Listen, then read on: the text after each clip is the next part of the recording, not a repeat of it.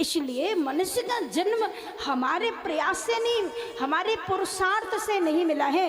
मानव जन्म जो मिला है वो भगवान की कृपा से मिला है। पुरुषार्थ से धन मिलता है, पुरुषार्थ से पद मिलता है, प्रतिष्ठा मिलती है, लेकिन मनुष्य जन्म नहीं मिलता। तो बोले मनुष्य जन्म कौन देता है? तुलसीदास बाबा लिखते हैं, कबहू की करी करुणा नर देहि, करुणा बुद्धि देहि,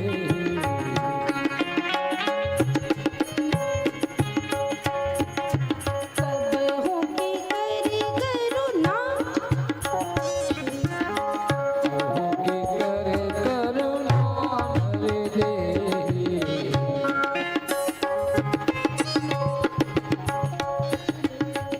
देत ईस बिनु हेतु सनेहि, तू ही कबीर है तिसने,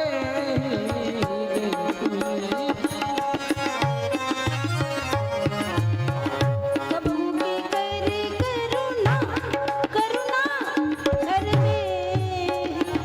की करे करुणा देहि।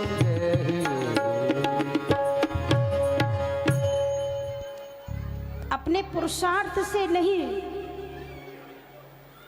भगवान की कृपा से मिलता है। कबहू की करी करुणा नर देहि, देत ईस बिनु हेतु सर, बिना बिना कृपा के नहीं मिलता, ये उसकी कृपा से मिलता है। तो हमें धन्यवाद देना चाहिए, उसका शुक्रिया अदा करना चाहिए।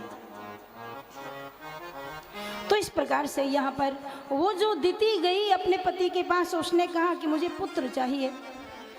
तो मैं आपको निवेदन कर रही थी कि सूर्य अस्ताचल की ओर जा रहे हो, उस समय 4 काम नहीं करने चाहिए,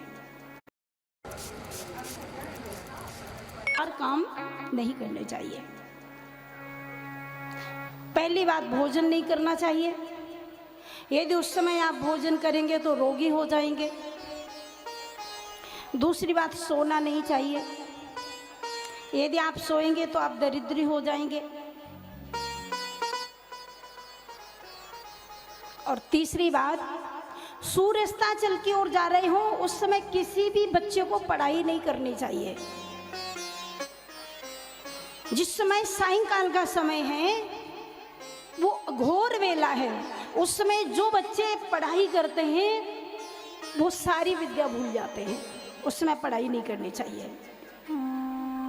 और चौथी बात, पति पत्नी को संबंध नहीं बनाना चाहिए। सूर्य अस्ताचल की ओर जा रहे हो तो पत्नी को, पति को काम भावना से नहीं मिलना चाहिए। यदि उस समय आपने मैथुन किया, यदि उस समय पति पत्नी ने संबंध बनाया, तो उस समय की जो संतान पैदा होगी वो राक्षस पैदा होगी।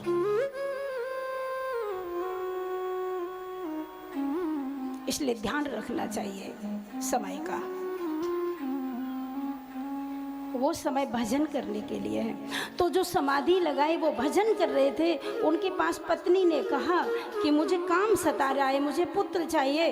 पति ने कहा, देवी घोरा नाम घोर दर्शना, सूर्य भगवान अस्ताचल की ओर जा रहे हैं, इस समय काम मैथुन नहीं किया जा सकता, आप धैर्य धारण करिए, भगवान चिंतन करिए। दिति नहीं मानी, जबरदस्ती प्रयास किया। कश्यप ने बहुत मना किया, लेकिन जब दिति नहीं मानी तो कश्यप ने उसके गर्भ में वीर्य धारण किया। और जब ऐसा गर्भाधान किया तो उसके बाद उसके गर्भ में 2 पुत्र आए, और वो एक हिरण्याक्ष, एक हिरण्यकश्यप। सायंकाल में मैथुन किया हुआ तो राक्षस तो आएंगे। कश्यप ने स्नान किया, भगवान का चिंतन करने के लिए बैठे, अपनी पत्नी को कहा, देवी तुम्हारी इच्छा तो मैंने पूरी कर दी, लेकिन अब तुम्हारे गर्भ से जो पैदा होंगे वो राक्षस पैदा होंगे।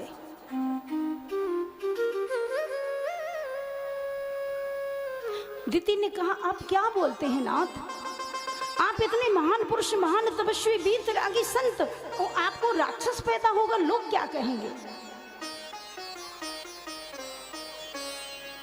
कश्यप जी ने कहा इसमें कुछ नहीं हो सकता।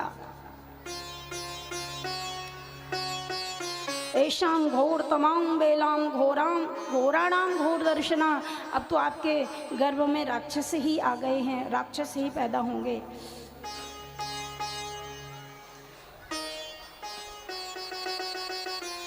चरणों में गिर गई, प्रार्थना करने लगी, कुछ करिए प्रभु।